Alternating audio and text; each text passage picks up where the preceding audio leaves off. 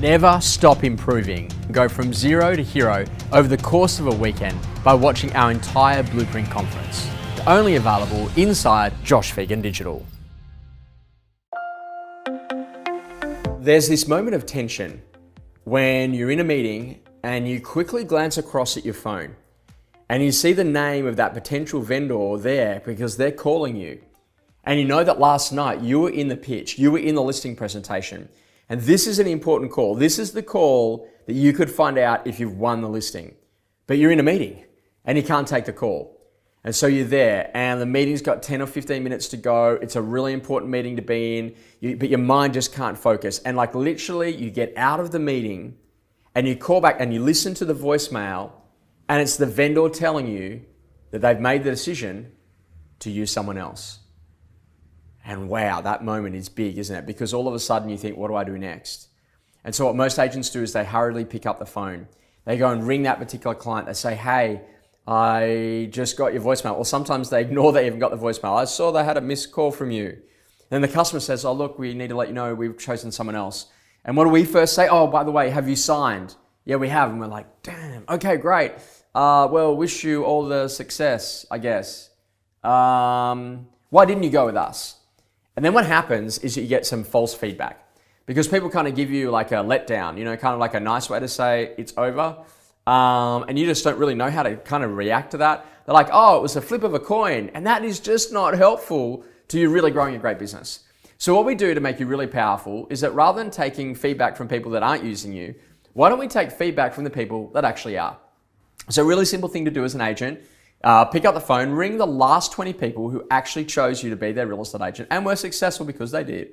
And just ring and ask them that question. Say, hey, Hannah, it's Josh. Thought I'd give you a quick call. I just wanted to say thanks so much for the opportunity to be able to sell a property for you this year. And we're just doing a little bit of marketing and we want to make sure that we've got everything right. I just want to ask you a really simple question. What was like the one thing, why did you make the decision to use me and our agency? And all of a sudden that customer's going to tell you something. And that feedback is now really valuable because that's the sort of feedback that you can actually use when it comes to you being able to pitch and present at your next listing presentation. Mr. and Mrs. Owner, what I know is that when I've spoken to the last 20 owners, the number one reason why they made the decision to use me is, and then you insert it there. So that might be, maybe it was my responsiveness or my empathy and care or the level of social proof that we've got in the market or our 5-office network and our ability to be able to bring buyers through. So whatever it is, this is the opportunity for you to really play to your strengths. Now, recently I was at a health retreat and one of the things that happened at that health retreat is that the 20 people that were in the room after spending 5 days with you, they had to go around to each person in the room and tell them what was the one or two things that they really thought that that person actually brought to the table. The interesting thing was the feedback that I got is that, Josh, the reason that we loved having you on the retreat was that one, the energy that you brought to the table, and two, the way that you think, what you added to the conversations. And this got me thinking, this is what can make you truly great inside a business, learning what it is that people love about you and playing to that strength. So if you want to be a great lister, you can either go tactical and think, strategies and case studies and what we've done and access to buyers and all that stuff, or you can literally just go pure emotion. You know what, Hannah? I'd love to sell this for you. Would you let me do that for you?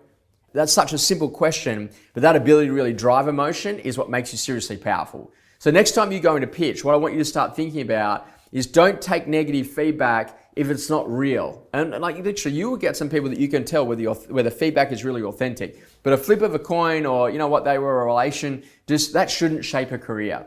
If you get some feedback where you say, hey, look, we found that you were not really listening to what we were saying, that's very different feedback to be absorbing. But take the good feedback too. Understand what actually makes you successful and go with that and learn to adapt the pitch. Because if you do that, that's how you win listings. And what I know is that the listing presentation is your ultimate opportunity to tell the story about what you do for the customer better than anyone else. And if you're clear about that, if you're passionate about that, if you're energetic about that, you win the business. And there is nothing like it is there. Sitting in that lounge room, asking for the business, getting someone who says, yes, let's do it, signing that up and walking out of that house knowing that your future is certain with the listing you've just achieved. That's what success looks like. Don't forget, as real estate agents, we hunt those moments out every day, and that is why we prospect, because we love the opportunity of getting someone who says yes to us. I really hope you've enjoyed our coaching tip. We'll see you next time.